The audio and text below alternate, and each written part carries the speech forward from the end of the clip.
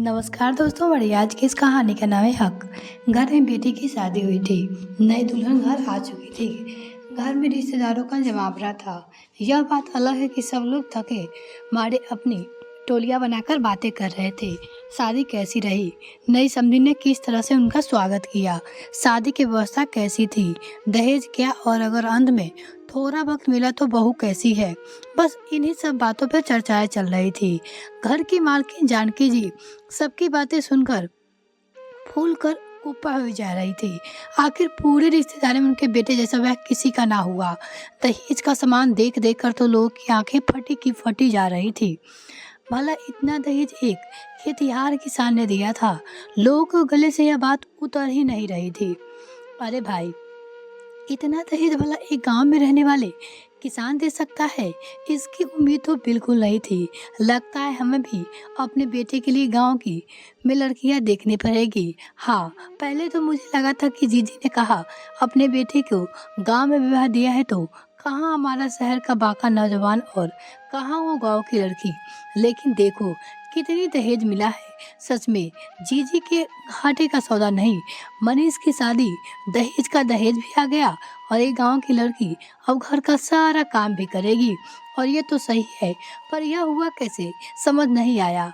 उन लोगों की बातें सुनकर जानकी जी बोली, अरे क्यों बातें बनाए जा रहे हो तुम लोग।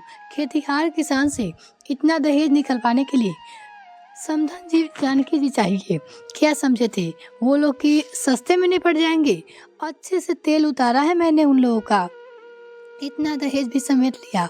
और अब देखना उनकी बेटी से सारे घर का काम करवाऊंगी। अरे पर बहू तो बेटे के साथ नौकरी वाला जगह पे चली जाएगी ना। वो एक औरत बोली, अरे कैसे चली जाएगी, उसे तो यहीं रखूंगी। मेरे तो राज करने के दिन है अब। अरे बेटा पैदा किया है तो उसकी अच्छी खासी कीमत भी वसूलूंगी। सबके सामने डींग हाँकते हुए जानकी जी जोर जोर से हंसने लगी। उनकी ये बातें पास ही कमरे बैठी नई दुल्हन रजनी के कानों में पड़ रही थी। सुन सुनकर उसका खून खोल रहा था, लेकिन बिल्कुल चुप थी। तभी उस कमरे में मनीष किसी काम से आया तो उसकी नजरें अपनी पत्नी मनीष से टकराई तो मनीष की नजरें नीचे झुक गई। रह रह कर उसे 2 दिन पहले का मंजर याद आ रहा था। उस दिन घर में मेहंदी की रस्म चल रही थी। तभी उसके छोटे भाई मोहित ने आकर बताया कि उसकी होने वाली सास जानकी जी मिलने आई हुई है। अचानक शादी से एक दिन पहले जानकी जी का आना सबको परेशान कर रहा था। आई भी और आधे घंटे तक सबसे उसके बाबा और माँ के साथ कमरे में बातचीत करके चली भी गई। लेकिन उनके जाने के बाद बाबा और माँ परेशान भी दिखे। उसने पूछा भी, लेकिन दोनों ने कुछ बताया नहीं। बस इतना ही कहा कि अरे बन्नू, तेरी शादी है, दुल्हन का चेहरा तो खिलना चाहिए। और वैसे भी समझेंगी तो बारात के स्वागत के लिए कहने आई थी। आखिर उनका भी समाज में मान सम्मान है, तो चिंता बिल्कुल भी ना कर। उसके आगे उन्होंने कुछ नहीं कहा और रजनी भी बेफिक्र हो गई। लेकिन कल रात जानकी जी बारात के साथ आई थी। बाबा ने बहुत ही अच्छे से बारात का स्वागत किया था। वो विवाह के जाने के बाद किसी बात को लेकर जानकी जी अड़ गई। पता चला कि जानकी जी ने जितना कैश मांगा था उसमें से कुछ कम थे। बस इसी बात को लेकर वो हंगामा कर रही थी। अरे आपसे मैंने कहा था कि मुझे कैश पूरा चाहिए, लेकिन इसमें 50,000 कम है। लेकिन समधन जी, आपके कहे अनुसार हमने सारा दहेज दिया, यहाँ तक कि बारात का स्वागत भी आपके अनुसार ही हुआ है। आपके 10 लाख रुपए मांगे थे, पर शादी का खर्चा, दहेज का खर्चा सब कुछ निकल कर इतने ही रुपए बचे हैं। बाकी के 50,000 मैं आपको बाद में दे दूंगा, पर अभी तो आप विदाई करवाइए। बाबा लगभग गिड़गिड़ाते हुए समधन जी से बोले, अरे ऐसे कैसे विदाई करवा दूं? अगर पैसे कम थे तो पहले बताना चाहिए था, शायद मैं बारात वापस ले जाती। पर नहीं, आप तो बड़े लालच चालाक निकले समधन जी। विदाई के समय यह बातें बताई मैं आपसे, मुझे, और आपने क्या बताई यह तो मैंने नोट गिन लिए। याद रखना, बेटे की माँ हूँ, उसे पैदा किया है मैंने, पाल पोस कर बड़ा किया है, पढ़ा लिखा कर इंजीनियर बनाया है, आज बड़े शहर में नौकरी करता है। उसकी पूरी कीमत वसूल करूंगी। मैंने अपना बेटा कोई सस्ते में नहीं दिया है आपको।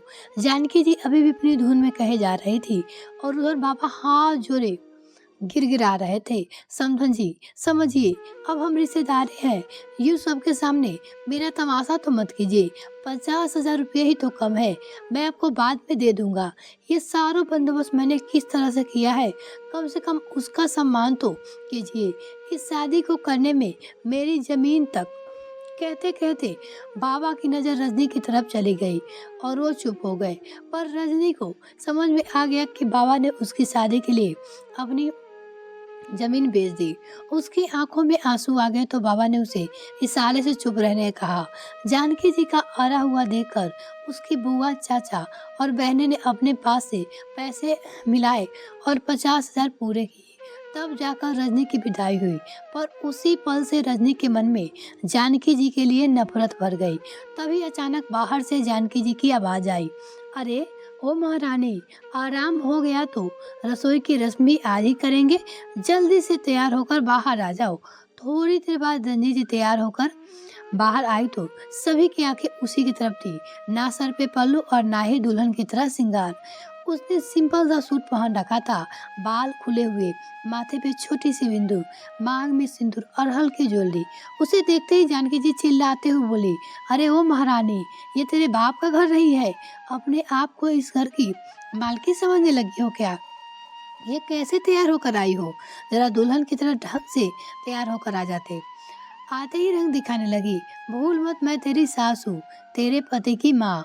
उसकी बात सुनकर रजनी उसके पास आई और उसके सामने सोफे पे बैठते हुए बोली, मनीष से बोली, सुनिए जी, मेरा इस घर में दम घुट रहा है, आप फटाफट से यहाँ से चलने की तैयारी कीजिए, हम अपने घर को जाएंगे। वैसे भी मुझे बुढ़िया के साथ रहने में कोई इंटरेस्ट नहीं है। सबकी बातें सुनकर उसकी सब लोग हैरानी से उसकी तरफ देखने लगे और जानकी जी गुस्से में पुकारती हुई बोली, तेरी हिम्मत कैसे हुई मुझसे इस तरह से बातें करने की, और कहाँ जाने की बात कर रही हो? जब मेरी इच्छा होगी तभी भेजूंगी, पर उससे पहले तुझे तमीज सिखानी है।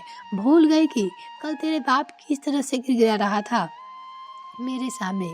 जानकी जी की बात सुनकर रजनी की आंखों में गुस्सा उतर आया।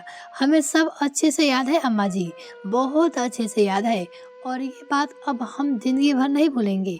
पर आप शायद भूल रही है कि मेरे पिता ने कल आपका बेटा खरीदा था और उसकी पूरी कीमत चुकाई थी। आपने कहा था ना कि बेटे की माँ हो, उसकी पूरी कीमत वसूल करूंगी। तो बस हमने आपका बेटा खरीद लिया, अब उस पे आपका कोई हक नहीं है। भूलकर भी इसके आसपास नजर आई तो देख लेना। देख लीजिए अपने बेटे को, आज ही भर के देख लीजिए, मैं तो लेकर जा रही हूँ उसे, अब इस सिर्फ आपका मेरा हक है।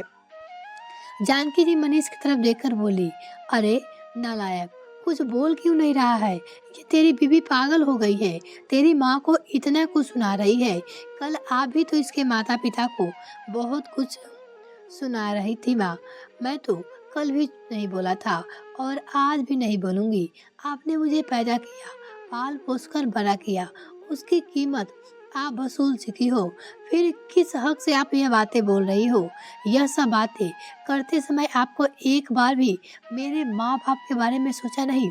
आपने तो मुझे अपनी ही नजरों में गिरा दिया, फिर अब इतना हंगामा क्यों? मनीष की बातें सुनकर जानकी जी चुप हो गई, आंखों में आंसू लिए गिड़गिड़ा रही थी। मुझे माफ कर दो बेटा, मुझसे गलती हो गई। पर ना ही रजनी और ना ही मनीष ने उन्हें माफ किया। आखिर कुछ देर बाद मनीष और रजनी अपना सामान पैक कर वहां से चलते बने जहाँ पे नौकरी था, और पीछे रह गई जानकी जी अपने दहेज के सामान और बेटे के कीमत के साथ। ये कहानी आपको कैसी लगी कमेंट में लिखकर जरूर बताइएगा दोस्तों। मिलते हैं किसी और वीडियो में फ्रेंड, तब तक के लिए bye, thanks for watching this video.